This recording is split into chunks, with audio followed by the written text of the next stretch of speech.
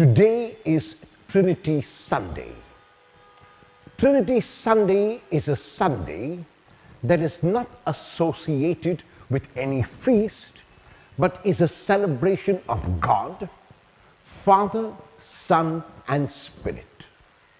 As Christians, we believe that God is three persons and one God. And of the many things that could be said about the Trinity, I will choose three for our reflection and their implications. The first is, there is uniformity, there is unity in the Trinity. The Trinity is not God in isolation. The Trinity means that God is not an individual. The Trinity means that God is not separate, but God is united, God is community, God is three in one. The second aspect of the Trinity is that there is unity even in diversity.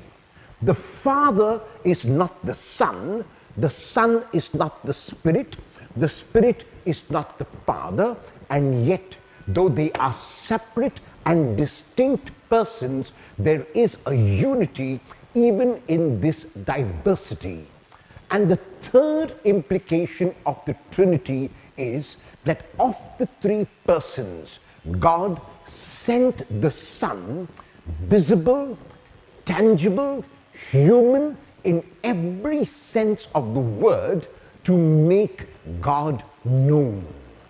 As Christians, we are blessed that we can talk about God, who remains a total mystery because of Jesus. In Jesus, God has been made visible. In Jesus, God has been made tangible. In Jesus, God has been made incarnate and total unconditional love.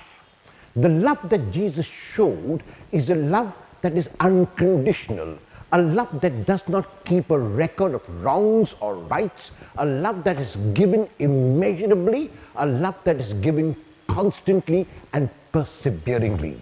It is a love that does not hold back, a love that does not expect us to do anything to earn it. It is a love that is given gratuitously. What are the implications of these three aspects of the Trinity for each one of us today? The first is that we are not individuals. We are part of a community, living not only among ourselves, but living even in this beautiful universe. The earth is indeed our home.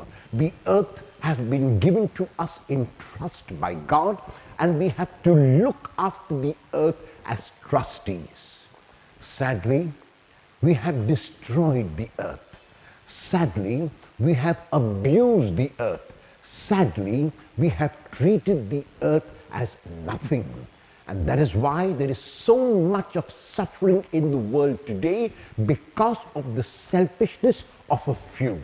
The haves seem to be getting more and more and more, and the have-nots have nothing and even less than nothing. This is not the state of things as God intended. God created the world in order that we as individuals, as human beings, would look after it as if it were our home and would share whatever we have with others. When there is selfishness and self-centeredness, the Trinity cannot exist. When there is a division in community between the haves and the rich on the one hand, and the have-nots and the poor on the other, the Trinity cannot exist. The second aspect of the Trinity is that we do not have to be the same to be united. We can speak different languages, we can dress differently, we can worship God in a variety of ways, and yet there is unity because primarily we are human beings. And as human beings, we are united not only among ourselves, but like the Trinity, with the whole of creation and with the whole of nature. And the third aspect is that because God has been made visible in Jesus and made tangible love, if we have to make the Trinity present, we have to make that love tangible in our own lives.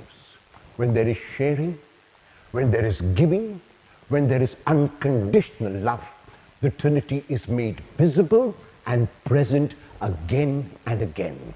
Though God will always remain a mystery and beyond our finite and small minds, yet we have the ability, we have the power, we have the courage to make God visible when we love like Jesus, unconditionally, constantly, and perseveringly.